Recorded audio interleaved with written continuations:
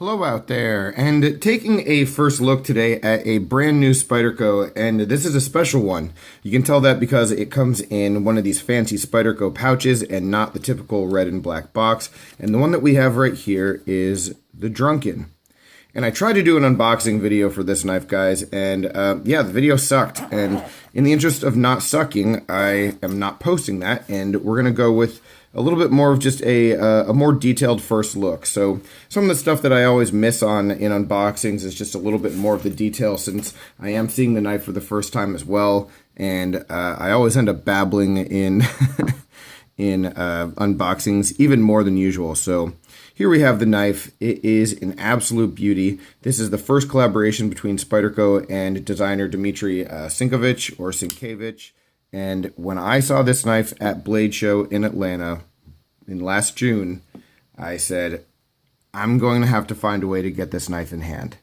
We're going to talk about the price tag because it is a massive one, and it's a big talking point. And there are some things with the knife that aren't perfect, but from a production and machining standpoint, this might be the best Spyderco that I've ever seen. And so we're going to show all those details. I'll start with just the basic size and comparison. I wish I had some of, or at least one of those Sienkiewicz ZTs that I'm thinking about. Maybe I'll just pop in a picture. But there is some like blade resemblance to some of those knives. But for size comparison, here's a Benchmade 943. Pretty similar in overall length. Actually almost identical. Kershaw bare knuckle. Again, pretty similar. So, you know, we have a standard full size kind of knife. You know, looking at it on the table, you can see we have about a 3.5-inch cutting edge. The best comparison that I thought of, though, was this Hinderer, the ZT0393, just in terms of height as well. But the Drunken has something really cool going for it, and that's just a lot of interior machining. So the weight on this knife is very reasonable. 3.74 ounces, you know, versus that Hinderer, which is titanium also, but just a lot beefier. Bare knuckle, aluminum, 943. So similar sizes and lengths, but, you know, you'll just have a spectrum of different weights. 3.7 ounces is more than reasonable, though, for this knife. When we get to the blade, what we are running with is S90V blade steel. S90V, very super premium steel. It's one I'm going to be talking about again in the near future in another review, but it's super hard, and for me, it's a hard one to maintain. So it's not my favorite steel, even though it does hold an edge a lot better than a lot of other steels. We have a full flat grind on this knife. A really, really attractive blade shape. I like the upswept all the way from, you know, the ricasso all the way to the tip here. It just makes for a little bit of a different and interesting kind of design. The stonewash on the blade is a little bit odd, and let me see if we can get this up close. When you like actually take a look at it and like get some fingerprints or anything on it, it looks sort of, it almost looks sort of patina-y in the right light, if that makes sense. Like you can almost see like rainbow kind of effect, and I've seen that finish with S90V before, and I don't know exactly what it is or what's different about it, but maybe that protects the blade, maybe that's just the hardness of the steel and the way that they're able to finish it. I don't know. It is a unique look, though, especially the closer you get. But talking about look, that's the selling point of this knife, guys. The selling point of this knife is the way that the scales and the titanium is machined. Spyderco has done a lot of good things in the past. They've made a ton of knives that I respect and love and will never get rid of. But I don't think that they've ever machined anything that I've had that has been on this level. So you take a look at this carbon fiber. The wave pattern that's here is just exquisite. And this is called the Drunken because it is this, like I said, like wavy kind of back and forth kind of machining. I'm going to continually try to get this into focus and have it hit the light in different ways for you to get a look at it. So they did that on the carbon fiber, and then a matching look on the titanium on the back. And it's just beautiful. So you have all of this machining, and then you'll see as it goes, you'll see like different lightnesses in like ribbons up and down as well. And I don't know how that's achieved, but it looks pretty cool too. You know, it almost looks like it's wet right here, you know, in these stripes up and down it. But that's intentional, and you have that just different depths to it in the carbon fiber as well. That was the thing when I first picked this knife up at Blade Show. I was like, God, I don't know what I'm going to have to do. I'm probably not going to be able to keep it, but I need to get it in hand long enough to check it out because it is just gorgeous. So Spyderco has done some really good things in the past, but I've never had anything quite on this level. That's the aesthetics of it. And, you know, the aesthetics across the board, let's just talk about the rest of them.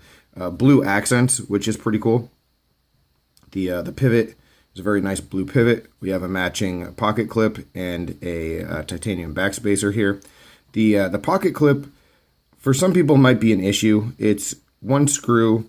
It's not reversible, and it's just a little bit odd, but I think it'll be just fine. I don't really have any issue with it, but I haven't used this knife excessively at all. We'll talk about that also, how this knife may or may not be used.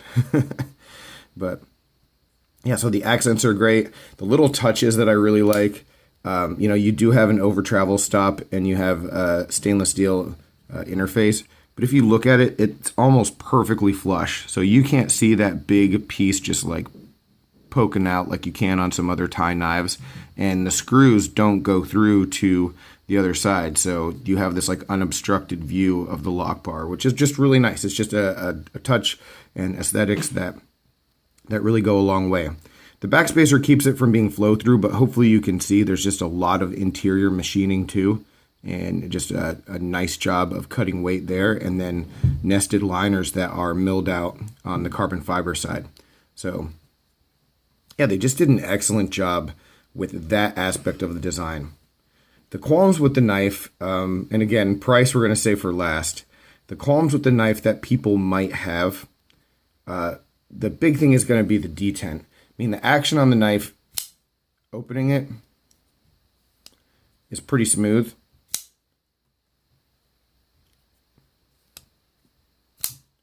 And even though in the closed position, the spider hole isn't completely open, you can still spider flick it easily. So that's not an issue at all.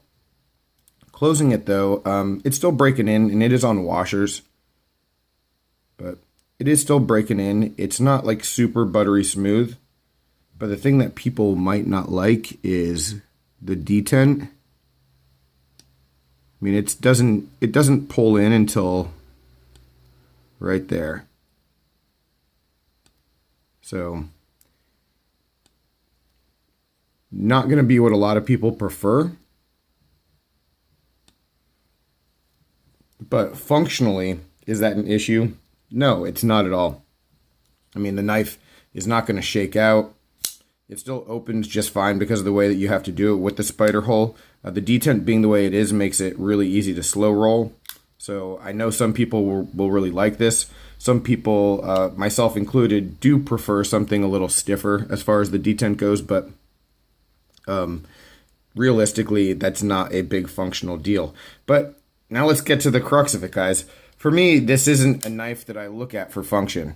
You know, this is a knife that Spyderco, in my opinion, when I heard that this was a production knife and not a limited release, I was surprised because this isn't really something that they do too much of. You know, I would expect this to be a sprint run and the base knife of this to be just a little scaled down, significantly less expensive, you know, and a lot more accessible to people because you do have a really winning design here.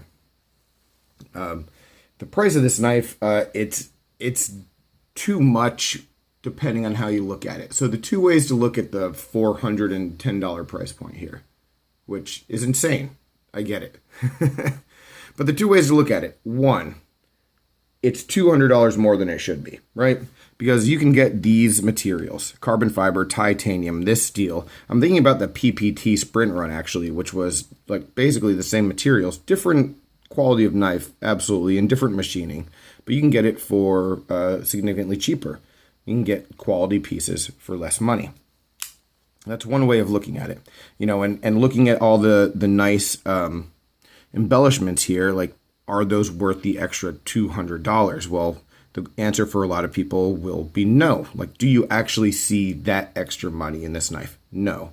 But if you're one of those people who wants to buy a $300-400 knife, if you're in the market for a Sebenza or a Hinderer or a Strider or something like that, and you don't like designs like that, this is the kind of knife that can fill that void. You know, this is the kind of production knife that before you get to, you know, that next tier up, this might fit what you're looking for. You know, this is definitely for the Spyderco fan who wants something a little bit nicer than what they do. But yeah, it's not going to be for everybody. I think down the road that this knife will probably be discontinued.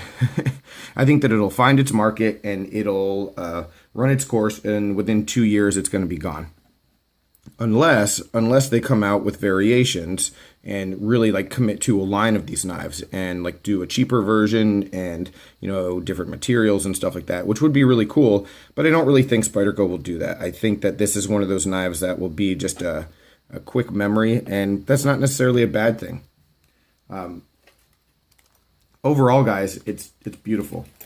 There are some things that could be better. There are a lot of things that I think Spyderco has really done exceptionally well here. I didn't really mention ergonomics, but it is super comfortable. But for me, I didn't really mention ergonomics because I don't see this as a knife that I would put in my pocket and carry and use. You know, and while I do have some relatively nice knives that I do put in my pocket and carry and use, like, this wouldn't be one of them. I was able to get this knife because I am intent on moving it along. I don't think I'm going to be able to keep it. It might end up being raffled or sold, but it was one, like I said, from Blade Show. I just had to get it in my hands again and check it out. So hopefully you enjoyed this look at it. Any questions, comments, complaints, suggestions, let me know down below, guys. I really appreciate it, and I'll talk with you soon. Have a good one.